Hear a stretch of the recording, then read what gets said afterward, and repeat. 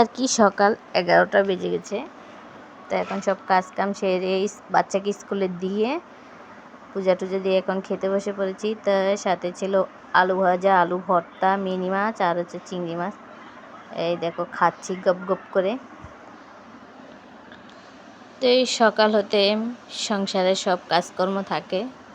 এই দেখো খেয়ে নিচ্ছি। আলু ভাজাটাও খুব ভালো লেগেছে খেতে, সাথে আলু ভর্তাটা দেখছো, আলু ভর্তাটা কিন্তু সেই স্বাদ ছিল। আর হচ্ছে চিংড়ি মাছ সাধারণ, সাথে ছিল মিনি মাছ। আমি জানি না এগুলোকে কী মাছ বলে, কিন্তু আমি দেখো খেয়েই যাচ্ছি। কেউ আবার খানা দেখে মন্তব্য করো না যে কীভাবে খায়, এটাই বাস্তবিক খানা।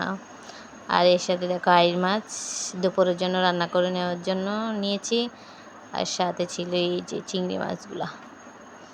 তো এই দেখো আইড় মাছ কোটা হয়ে গেছে, সাথে মিনি মাছ আর চিংড়ি মাছ। ভালো থাকবে।